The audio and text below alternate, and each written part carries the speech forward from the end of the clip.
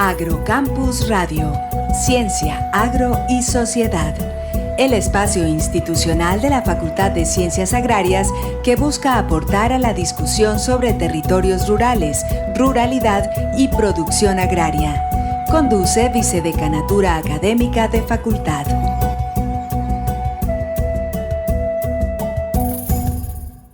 Buenas noches, les damos la bienvenida a su programa Agrocampus Radio, el espacio institucional de la Facultad de Ciencias Agrarias que busca aportar a la discusión sobre la ruralidad, territorios rurales y la producción agraria. En la noche de hoy continuaremos conversando sobre agriculturas para la vida, conservación de la biodiversidad en los paisajes rurales en los distritos regionales de manejo integrado. Y hemos invitado a la comunicadora social Margarita Rosa Cadavid Rico, directora de la Corporación Visos del DMI Santa Inés, y al profesor Héctor Jairo Correa, profesor del Departamento de Producción Animal. Bienvenidos.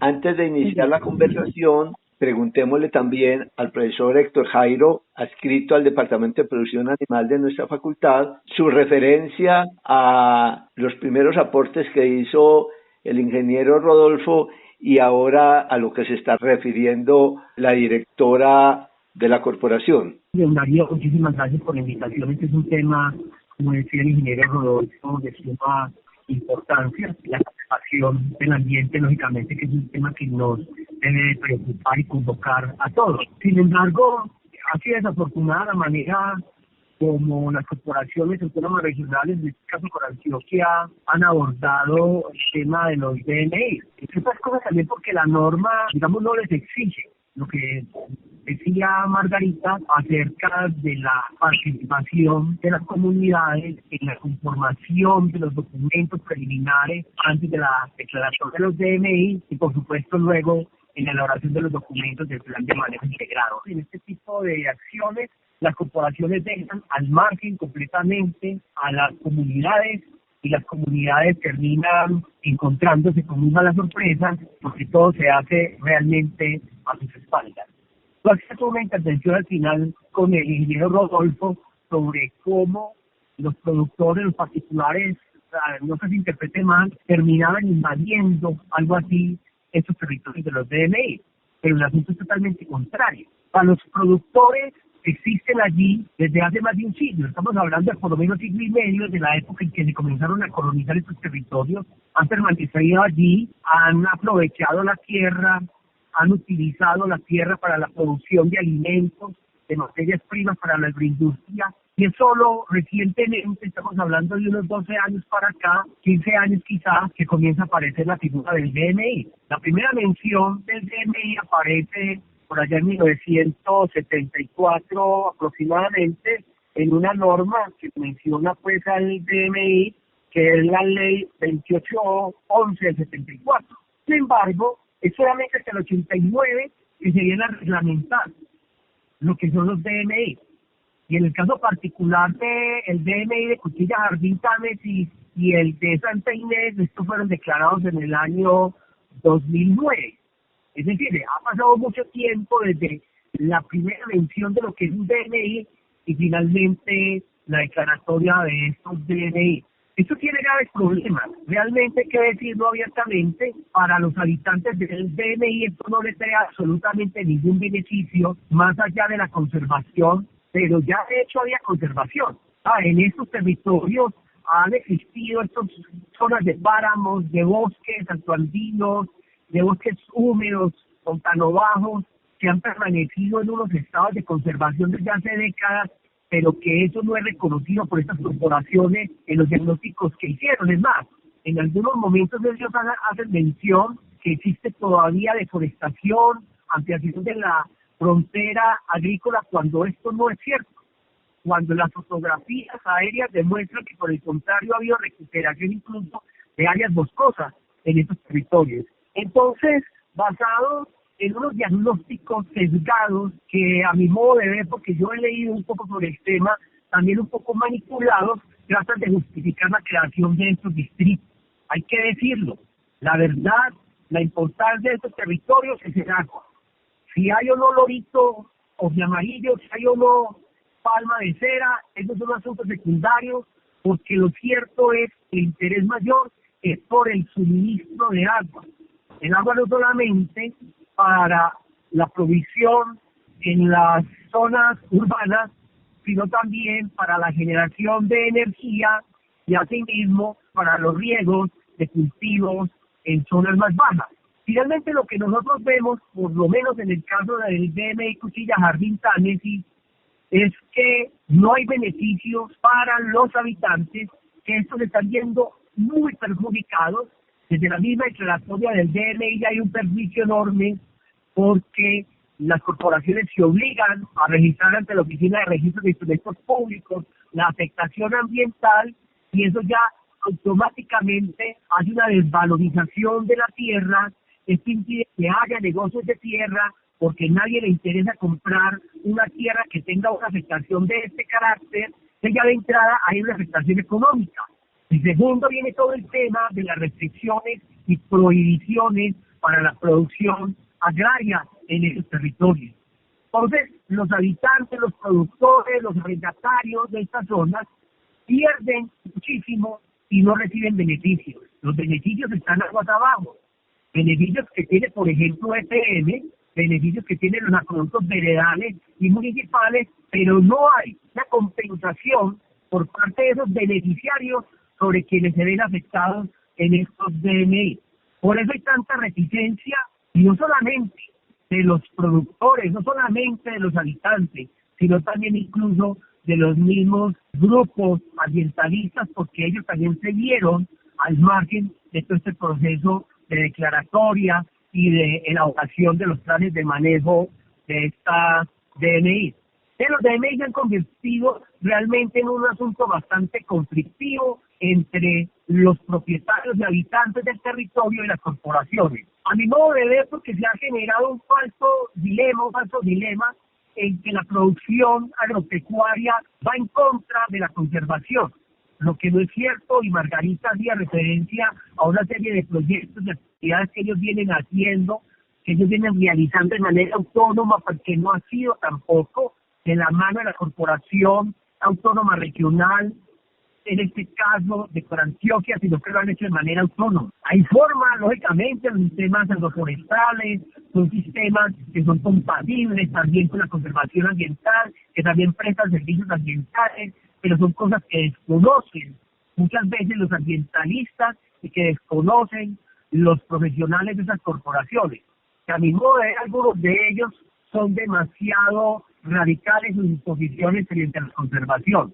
Para muchos de ellos no debería de haber ningún tipo de actividad productiva en estos territorios. Todo debería de ser un proceso de recuperación para la conservación, lo que a todas luces es un despropósito y es un atropello sobre los habitantes y productores de esta zona. Entonces termina en un dilema sobre si es o producción de agua o producción de alimentos y de bienes y servicios ambientales desde estos sistemas productivos, lo que a todas luces no es cierto.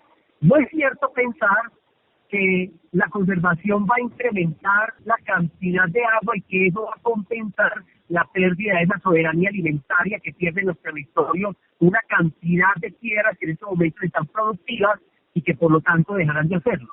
Eso genera lógicamente conflictos sociales de enormes proporciones, porque lógicamente va a generar desplazamientos de una gran cantidad de personas que habitan y que trabajan en los territorios. El caso particular de el DMI Cuchilla Jardín también estiman en más de 2.500 puestos de trabajo generados en los últimos 10 años a raíz del establecimiento de una gran cantidad de cultivos tecnificados, algunos de ellos de exportación.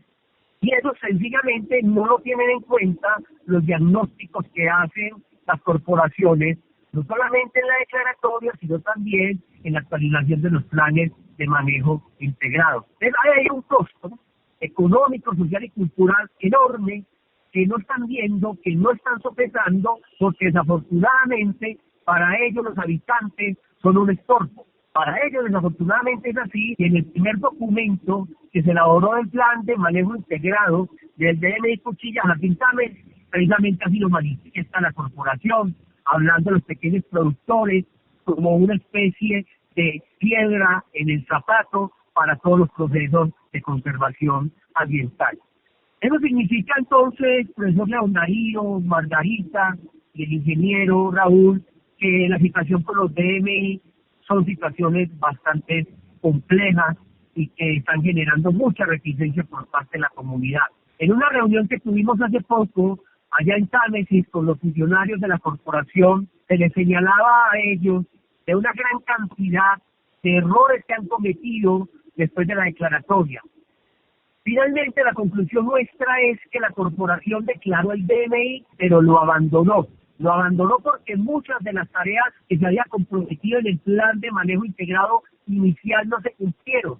Le hemos reclamado en varias oportunidades que por favor nos presenten los avances de ese plan de manejo, que no se puede pensar en crear un plan de manejo nuevo sin mirar qué fue lo que se hizo en el plan anterior, y eso no ha sido posible, que la corporación muestre los avances que han tenido en el plan de manejo original. Uno de los grandes vacíos que ha tenido la corporación es precisamente que no ha logrado actualizar esos planes de manejo como lo demanda la norma cada 5 años.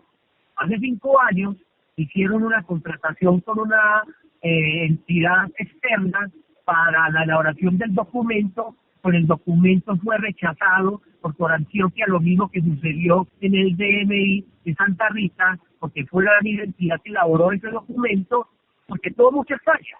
Pero la falla no es solamente de la entidad que elabora ese documento, sino también de la misma corporación que contrata una actividad como esta y no le hace auditoría permanente. Entonces, cuando entregan el documento final, se dan cuenta de una cantidad de errores que no servían y por eso están apenas en la segunda actualización. Ahí hay unos graves problemas administrativos por parte de las corporaciones. No por otra cosa, en el Congreso se está estudiando una ley para reformar las corporaciones autónomas regionales de todo el país, por toda la cantidad de problemas, de corrupción, de politiquería que han tenido este tipo de corporaciones, una cantidad de errores, una cantidad de acciones arbitrarias contra las poblaciones.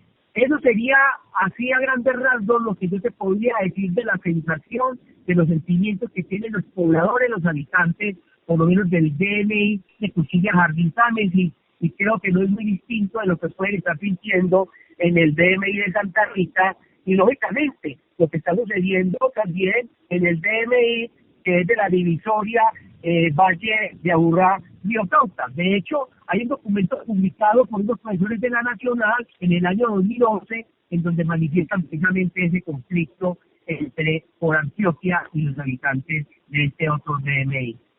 Muchas gracias, profesor Héctor Jairo.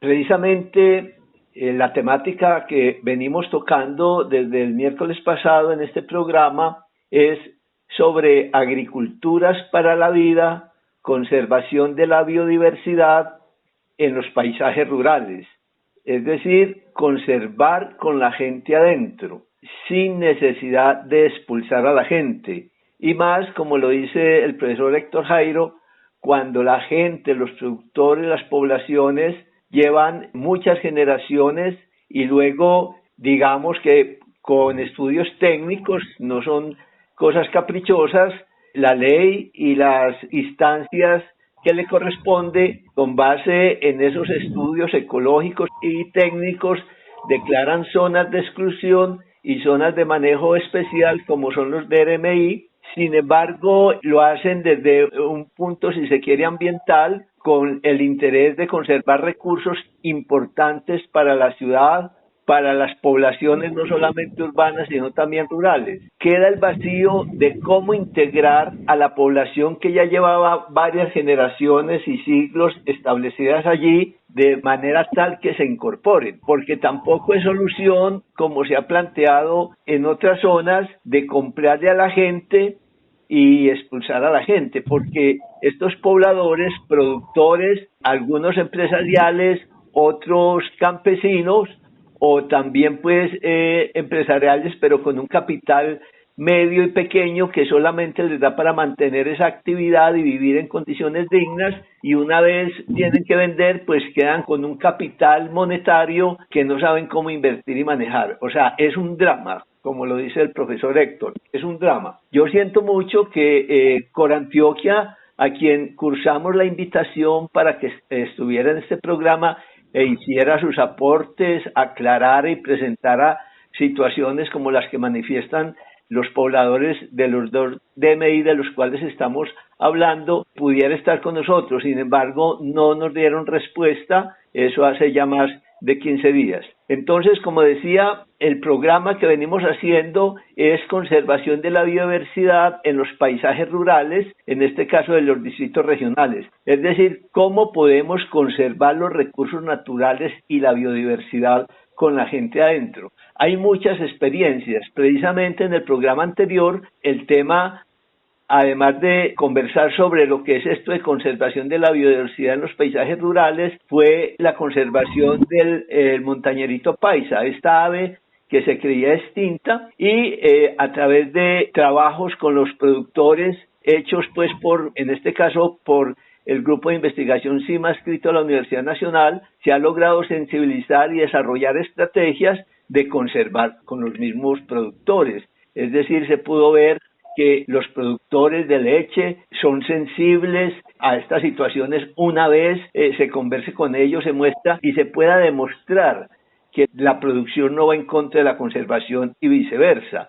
Y pues allí hay productores de ganadería regenerativa que no solamente reducen el área en pasto, sino que mantienen su producción. O sea, hay cómo hacerlo. Y a eso me quería referir inicialmente con Margarita. Margarita, usted se refiere a los planes de manejo integrados para los DRMI, también los mencionaba el profesor Héctor Jairo. En concreto, lo que ha conocido de este plan de manejo del 2015 de Corantioquia, de manera concreta, ¿con qué se llegó a los predios de los productores para decirles, bueno, ustedes están en una zona de manejo especial, tienen que introducir prácticas de una producción sostenible, compatible con la conservación de los recursos naturales, y estos son los planes de manejo para que empiecen a implementar de manera conjunta, de la mano, etcétera?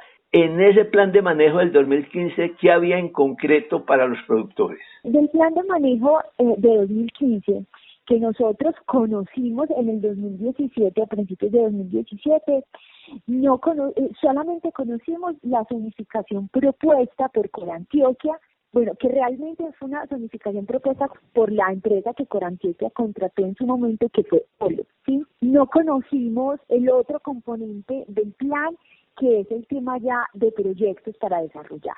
Entonces, ahí pues la comunidad, no hubo contacto con la comunidad. A la comunidad Corantioquia nunca la llamó a decir, vea, ustedes están dentro de este DNI y tal zona está dentro de área de preservación, tal zona de restauración y tal zona de uso sostenible. Nosotros, de manera pues como muy, adivinamos prácticamente con base en ese mapa que ellos propusieron, más o menos qué zonas, más o menos qué territorios quedaban en qué zonas. De hecho, nosotros no nos enteramos a través de Corantioquia de esta actualización del plan de manejo integrado, sino que nos enteramos, le digo específicamente en Belmira, a través de la alcaldía municipal de ese entonces, que la UMASA convocó a unas reuniones a diferentes productores y propietarios, y bueno, ahí fue que nos enteramos, ¿cierto? Pero no conocimos propiamente unos planes o unos proyectos que propusiera la autoridad ambiental para esa actualización que se pretendía hacer ese año. ¿Qué sí está haciendo Corantioquia en este momento? Es empezando a contactar a las personas para alimentar ese componente del plan estratégico, que son como propuestas para desarrollar proyectos. Lo que nosotros decimos es, miren, nosotros sí tenemos muchas propuestas, o sea, nosotros tenemos proyectos. Hagamos pilotos de sistemas silvopastoriles en fincas, hagamos alianzas con las secretarías de educación para hacer jornadas educativas con jóvenes para el tema de educación ambiental, en fin. Pero nosotros, como no reconocemos como legítimo el estudio que hicieron, porque no se hizo previo, y no se hizo de la mano con la comunidad, que fue una petición que nosotros hicimos desde el principio, no la reconocemos como legítima. Entonces, por lo tanto, aunque tenemos esas propuestas, digamos que ese otro componente del plan, que es la zonificación, no lo reconocemos como legítimo. Margarita, entonces, en este momento, pues usted nos decía en qué estaban, ya la corporación como tal ha podido establecer algún proyecto que los lleve a desarrollar estos planes de manejo integrados, pero ya a nivel de predios, y presentárselos a Corantioquia para que apoye en lo que amerite. Uno está claro pues que las inversiones en los predios son cosas ya de los propietarios, pero hay otras acciones en estos planes de manejo que desbordan a los predios, a las fincas, y tiene que ver con la zona integrada.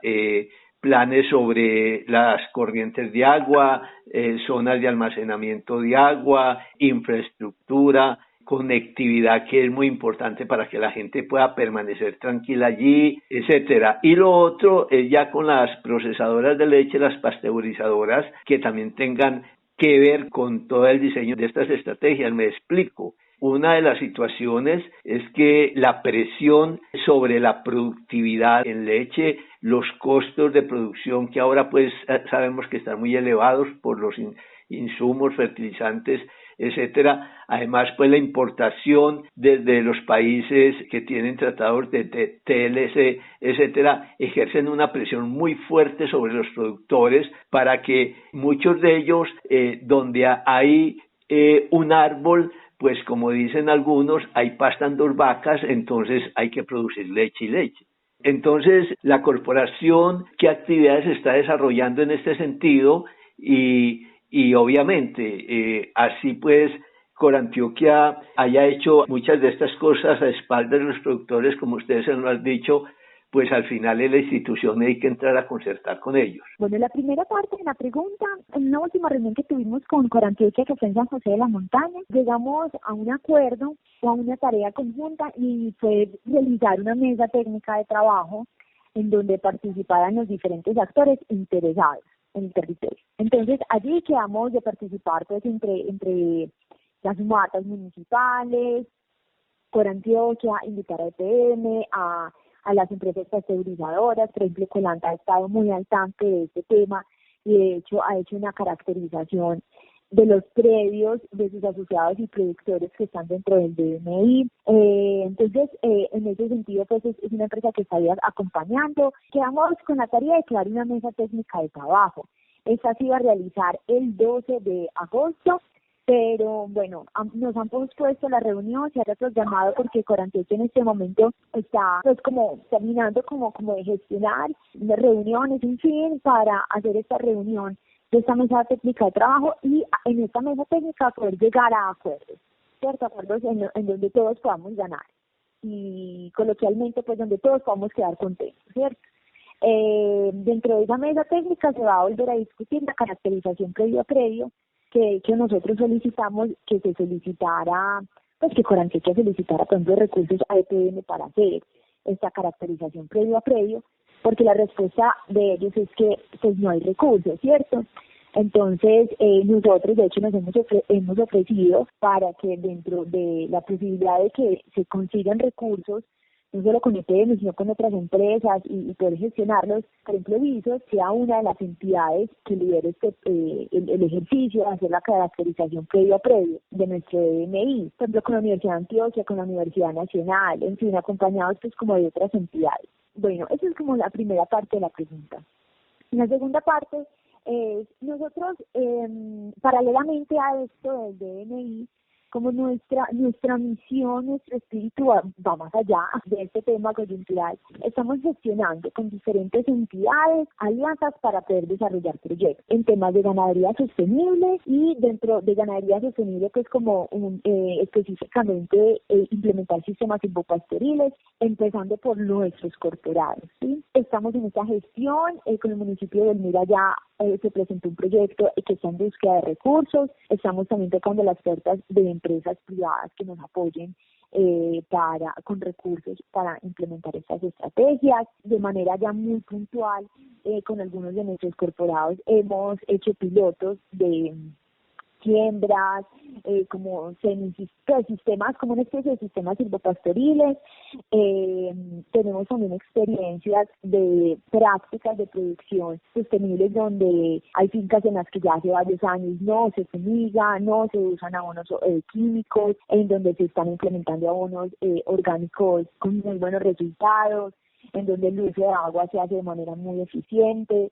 en donde, por ejemplo, el mejoramiento genético ayuda a mejorar pues también la eficiencia de las fincas y un poco como empezar a cambiar ese modelo de la ganadería tradicional que, como usted bien lo decía, que era aún hay personas que lo siguen pensando que hay que plantar árboles o que necesitamos más potrero para que haya más vacas. No, creemos que es al contrario, que necesitamos más árboles, que necesitamos más arbustos, que necesitamos forrajes que provean de una alimentación diferente a las vacas, donde se utilice mejor el recurso hídrico, donde haya mayor bienestar animal a través del sombrío, a través de barreras rompevientos. Si hay árboles, hay pájaros que nos ayudan a hacer un control biológico de las plagas, entonces no tenemos que echar químicos para fumigar, en fin, ¿cierto?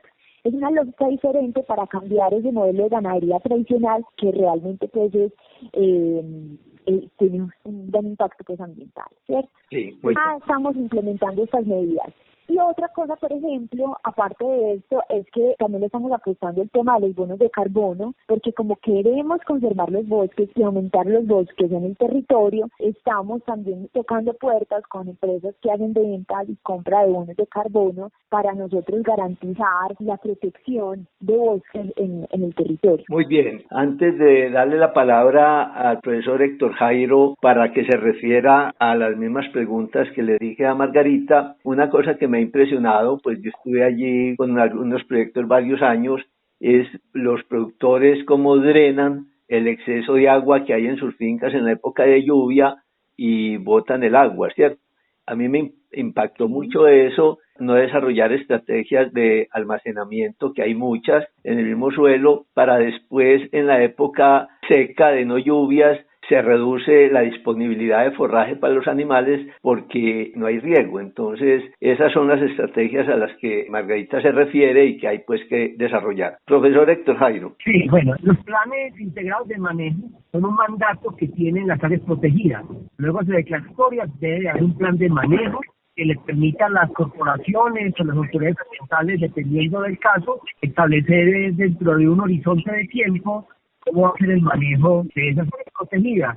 Y eso implica que se realicen proyectos y que haya un presupuesto, por supuesto, que haya un presupuesto para que se puedan cumplir esos proyectos. Desafortunadamente, por razones que conocemos bien en detalle, las corporaciones pues no han logrado cumplir con este mandato en el tiempo establecido por la norma.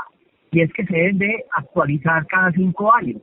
En el caso particular del DMI de Cuchilla Jardín Támesis y del DMI de Santa Rita, esto no ha sido posible. Fueron declarados en el año 2009 y estamos en el año 2021 y todavía mantienen el plan integrado de manejo del año 2010 más o menos, que se presentó ese plan integrado de manejo. Como les comentaba, esos planes fueron elaborados a espaldas de la comunidad, no obstante que también el mandato de norma que se elabore con participación de la comunidad. Y esto no fue así. Escasamente, como por cumplir con la norma, en el caso particular del DNI, Jardín Támesis hizo una participación pero muy escasa, de unos 7 u 8 personas que aparecen por ahí en una reunión que hicieron, pero fue más para informar de cuál era el plan que se iba a aplicar y no la elaboración conjunta de ese plan. Aquí a lo que se trata es de concertación y no de imposición. Lamentablemente las corporaciones han hecho lo segundo y no lo primero. Ahora, ¿qué ha venido sucediendo? Aparentemente por cambio de administración, aparentemente por presión de las autoridades de control del país, han tenido que cambiar esa actitud y ahora están tratando de ser más participativa en la elaboración de estos planes de manejo. Sin embargo, en vista del historial negativo que tienen las corporaciones en la declaratoria de estas áreas y de la elaboración de los planes de manejo, la comunidad tiene una desconfianza total sobre las corporaciones, y en este caso sobre Corantioquia. Hay una desconfianza total. La comunidad sigue pensando y se lo dice personalmente de frente a Corantioquia que ellos no confían, que requieren que haya pruebas de que lo que se llegue a consolidar en las reuniones sea lo que se presente ante la junta directiva de Corantioquia, que finalmente es quien toma las decisiones, precisamente por lo mismo, porque la gente está pensando que esa convocatoria que está haciendo la corporación es simplemente para cumplir con la norma, sino porque efectivamente haya un compromiso por parte de los funcionarios de Corantioquia de elaborar esos documentos de manera participativa con la comunidad. Y eso se evidencia en el hecho de que la participación de la gente es muy poca, hay muy representatividad, reuniones de 25 o 30 personas en un área donde hay más de 5.000 personas habitando y trabajando. Eso no es representativo absolutamente para nada. Entonces, esa desconfianza que tiene la gente sobre las corporaciones es real. Ahora, estos planes de manejo, como te decía León Darío, tienen un horizonte de 5 años.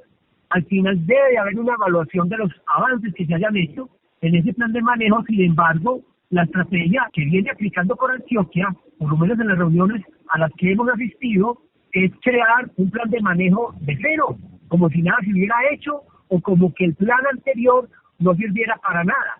Sin embargo, ahí hubo recursos de los cuales Corantioquia tiene que dar cuenta qué hizo con esos recursos y si efectivamente se cumplieron o no los objetivos de ese plan de manejo antes de plantear un plan nuevo. Es más, el plan nuevo debería ser una continuidad del plan anterior y no la elaboración de un plan de cero. Eso por un lado. Por el otro lado, hay otro tema supremamente importante que preocupa mucho a la comunidad y es la incertidumbre del futuro de esos territorios, puesto que por lo menos en el caso de Cuchilla Jardín Támesis han habido 3 zonificaciones. Una zonificación inicial, luego una modificación de la zonificación cuando hubo una homologación, luego cuando la empresa Olos presentó esa fallida propuesta de actualización del PMI, una nueva zonificación y ahora Corantioquia propone una nueva zonificación. ¿Eso qué significa? Que áreas que originalmente estaban en no sostenible ahora pasan a áreas de recuperación ambiental. Entonces no es posible que cada 5 años una corporación esté modificando esa zonificación, puesto que los productores, digamos, se programan para hacer inversiones a mediano y largo plazo. Entonces, por ejemplo, en el caso de la producción de leche o en el caso de cultivos de perennes, por ejemplo, en el caso del aguacate, que uno espera ganancias a los 5 años, 6 años, no puede ser posible que la corporación esté modificando las áreas y que lo que hoy es sostenible el día de mañana vaya a ser de recuperación y toda esa inversión se va a ir al traste. Entonces hay otro tema de incertidumbre total, de un desorden que no se explica, que la corporación no nos ha explicado por qué hay esos cambios en esa zonificación del territorio. Entonces, por supuesto que esto genera desconfianza y genera incertidumbre entre los pobladores de estos áreas protegidas. Muy bien, muchas gracias, profesor Héctor Jairo. Definitivamente hay que ahondar en esta estrategia de conservación de la biodiversidad y de los recursos naturales en los paisajes rurales con la gente adentro.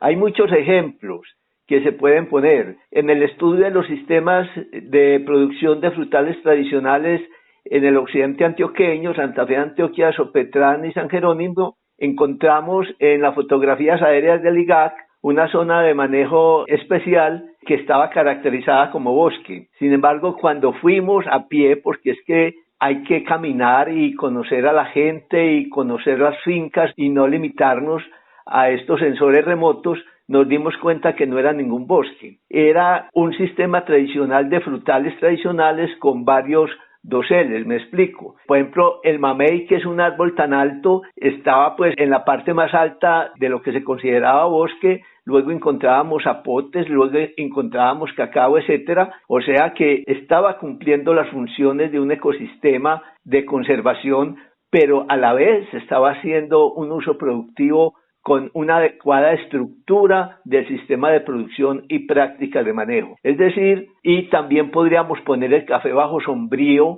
que aún queda mucho en Antioquia, cuando está adecuadamente diseñado en estrategias de sombrío con selección de las arbences o de plantas acompañantes que no constituyen competencia para el café, también están bajo esa forma de conservar las funciones del ecosistema. Entonces, evidentemente sí hay cómo hacerlo. Hay unas zonas que sí deben de permanecer en conservación, como la parte alta, pues lo que ya somos páramos, que es muy sensible y además pues el suelo funciona ya como una espuma. Literalmente quienes hemos podido estar en Belmira, literalmente uno camina sobre el agua. Bueno, yo creo que este es un tema que debe seguir, pues lamento que Corantioquia no estuvo aquí, no nos respondió a la invitación y los dejo para que brevemente se despidan de nuestra audiencia y si tienen alguna reflexión breve para terminar, bien pueda. Margarita. Bueno, yo quería terminar mi reflexión leyéndoles rápidamente como un parrafito de lo que yo mencioné al principio del comanejo, que es una figura que nosotros reivindicamos mucho, y el comanejo se da desde el modelo incluyente del manejo de las áreas protegidas en el mundo. Entonces, dice así, el incluyente es una cogestión de las áreas protegidas, la cual permite potenciar las capacidades, los conocimientos y las voluntades de la sociedad civil en la conservación y uso sostenible del patrimonio natural de la región. Es una alianza establecida de común acuerdo entre los interesados en territorio o conjunto de recursos, amparados bajo el estado de protección para compartir entre ellos las funciones de manejo, derechos y responsabilidades. En este contexto se encuentran comunidades para quienes conservar y proteger estos recursos está ligados a su propia supervivencia, hasta actores movidos únicamente por las lógicas acumulativas. Nosotros desde Visos, desde las comunidades también en el suroeste que representa el profesor Héctor Jairo, sabemos que la conservación representa nuestra propia supervivencia. Por eso nosotros queremos vivir en el territorio produciendo de manera sostenible, ¿cierto? Si las personas salen de los territorios, no sabemos, y esa es una pregunta que tendríamos que hacernos, ¿el Estado estaría en capacidad de proteger estos territorios? Sabiendo que en ese momento finalmente los campesinos no somos quienes cuidamos porque tenemos arraigo y queremos el campo. Con eso quiero terminar. Muchas gracias. Héctor, bien pueda, despídase y su reflexión final. A mí me parece supremamente sorprendente y preocupante que existan normas como estas que hacen la declaratoria de los DNI, que sean tan desafortunadas que no consideren la participación de las comunidades. Y no solamente eso, sino que además meten a las comunidades de situación, estar entre la espada y la pared, y que las corporaciones no tengan alternativas de solución a los graves problemas sociales y económicos que generan este tipo de declaratorias. Las corporaciones no tienen manera de resolver a los productores todas esas prohibiciones, esas restricciones que van a imponer y que van a generar realmente desplazamientos masivos de habitantes de la zona, de trabajadores de la zona, y que las corporaciones no tengan forma de resolver esos problemas. Es más, que para ellos aparentemente es un asunto de importancia, porque no lo consideran ni siquiera en los diagnósticos que elaboran para la declaratoria y mucho menos para la elaboración de los planes integrados de manejo. Son temas sobre los que hay que reflexionar, porque todos somos sociedad y todos merecemos también respeto y consideración.